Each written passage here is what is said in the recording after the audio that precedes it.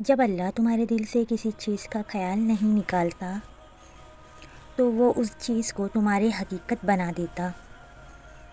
اگر اللہ تمہارے دل نہیں بدل رہا تو یقین رکھو کہ وہ تمہارا نصیب بدلنے پر راضی ہے۔ دراصل کچھ مانگنے والی ادائیں ہی ایسی ہوتی ہے جو اسے بہت پیاری لگتی ہے۔ وہ اس ادا کو بار بار دیکھنے کے لیے قبولیت کا وقت بڑھا دیتا ہے،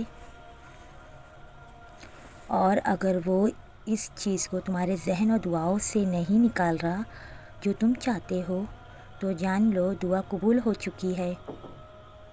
یہ ذرا سی دیر تو ملاقات کا بہانہ ہے جن پکار کو وہ ہر دفعہ تمہارے منہ سے سننا چاہتا ہے، پھر وہ اسے رد کیسے کر سکتا؟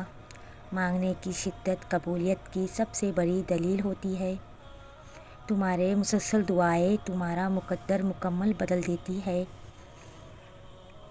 جب اللہ کو تمہارا مانگنے کا انداز پسند آ جاتا ہے تب وہ دینے میں ذرا سی تاخیر کر دیتا ہے تاکہ تمہاری آواز اسے بار بار سنائی دیتی رہے۔ بار بار ایک ہی دعا مانگتے ہوئے اپنے رب سے تو جان لو تم سفر میں ہو ابھی۔ جانتے ہو کون سے سفر میں؟ کن کے سفر میں۔ یہ کن کی جستجو جو تمہارے دل میں آئی ہے اور اس کو پانے کے لیے جو سفر تم کر رہے ہو وہ ہے کن کا سفر۔ تمہارے دل تھک چکا ہے مگر یہی کہہ رہا ہے کہ تمہارا رب کن فرمائے گا ایک نہ ایک دن ضرور، اور تمہاری زندگی ضرور موڑ دے گا۔ غموں سے ایک دن نجات ضرور مل جائے گی۔ تمہارا رب جانتا ہے کہ تمہارا اس کے سوا کوئی سننے والا نہیں، تو جب وہ دیکھتا ہے نا کہ میرا بندہ محنت کر رہا ہے، صبر کر رہا ہے، توکل کر رہا ہے، تو وہ پھر کن فرمانے میں دیر نہیں کرتا۔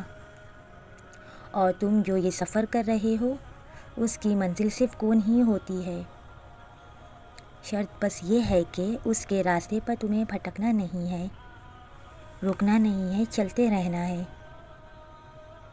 اور کسی سے راستہ نہیں پوچھنا کہ یہ راستہ صحیح ہے یا غلط۔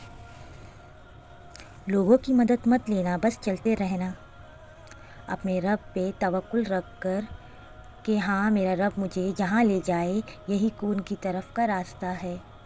اور پھر جب وہ مانگنے کی توفیق بار بار دے رہا ہے تو کیا یہ تمہیں قبولیت کی پہلی نشانی نہیں لگتی؟